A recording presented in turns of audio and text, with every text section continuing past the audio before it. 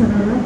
ମଞ୍ଚାସୀନ ସମସ୍ତ ଅତିଥିମାନଙ୍କୁ ମୋର ମୁଖ୍ୟତଃ ପ୍ରଣାମ ତଥା ମଞ୍ଚ ସାମ୍ନାରେ ବସିଥିବା ମୋର ସମସ୍ତ ଗୁରୁଜନମାନଙ୍କୁ ମଧ୍ୟ ମୋର ମୁଖ୍ୟତଃ ପ୍ରଣାମ।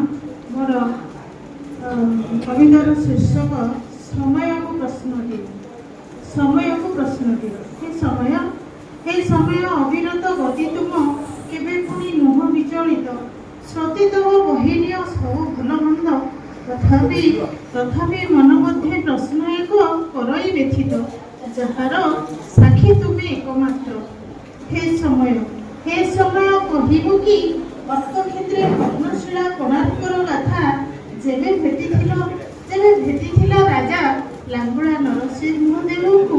କେବେ କେବେ ପୁଣି ତୁମ ସ୍ରୋତେ ଭସାଇଲ ତାଙ୍କୁ। ପୁଣି ତାଙ୍କ କୀର୍ତ୍ତି ରାଜି ଗାରିମାକୁ। ମାତାଙ୍କ ଆଦେଶେ ରଚିଥିଲେ ପ୍ରସିଦ୍ଧ ମନ୍ଦିର। ସବିତାଙ୍କ ଆରାଧନା ପାଇଁ କହିତ ନୁହଁଇ ସେ କଳା ନୈପୁଣ୍ୟର ବେବିଶାଳ କ୍ଷେତ୍ର। ଯେଉଁଠି ଭରି ରହିଛି ଉନ୍ନତ ସାହିତ୍ୟ ସଂସ୍କୃତି ନୈପୁଣ୍ୟ ଶିଳ୍ପ ପରମ୍ପରାର ଗୌରବମୟ ନେତ୍ର। ହେ ସମୟ ବିଶ୍ୱ ମହାରାଣୀଙ୍କୁ ଭେଟିଛ ଅବଶ୍ୟ।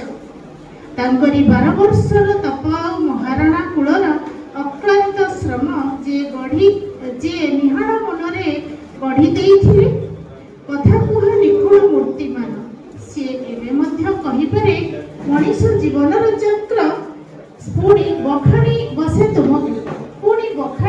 ତୁମକୁ ତାର 16ଟି ଚକରେ। ସେଇଥିପାଇଁ କିବା ଧରାଶାୟୀ କରାଇଲ ଅଳା ପାହାଡ଼ର ଅଟଇ ସେ ଦୌରାତ୍ମ୍ୟ। କହିବ କି ହେ ସମୟ ଅଛି ଯାହା କୀର୍ତ୍ତିରାଜି। ମସ୍ତକ ବିହୀନ ସେ କୋଣାର୍କ। କିମ୍ବା ହଜାଇଲ ନିରୀହ ବାଳକ ଧର୍ମପଦର ବଳିଦାନ। 12 ବର୍ଷର ବାଳକର ଜ୍ଞାନ ବିଦ୍ୟା ତ୍ୟାଗର ଆହ୍ୱାନ। ଯାହା ଆଜି ବିଶ୍ୱ ଦରବାରେ ଦେଇ ଚାଲେ ବାର୍ତ୍ତା। ଓଡ଼ିଶାର ଐଶ୍ୱର୍ଯ୍ୟତା ପୁଣି ସପ୍ତାଶ୍ଚର୍ଯ୍ୟର ମହାନତା। ପାଗୋଡ଼ା କୋଣାର୍କର ଭଗ୍ନଶିଳା ମୁକାଶଳର ସୌନ୍ଦର୍ଯ୍ୟତା। ହେ ସମୟ ତୁମେ ତ ସର୍ବଦା ଜାଗ୍ରତ ପ୍ରହରୀ। ରଚିଦେଇ ଇତିହାସ ରଖିଦେଇ ଚିହ୍ନ। କାଳେ ନିର୍ମାଣିତ ସ୍ମୃତିର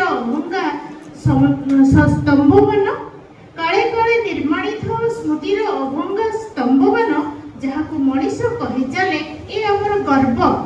ପୂର୍ବପୁରୁଷଙ୍କର ସ୍ୱାଭିମାନ। ପରମ୍ପରା ସଂସ୍କୃତି ସମ୍ପୂର୍ଣ୍ଣ ପାଗୋଡ଼ାର କ୍ଷେତ୍ର। କିନ୍ତୁ ତୁମେ ତାକୁ କର ପ୍ରତିହତ। ଏହା କଣ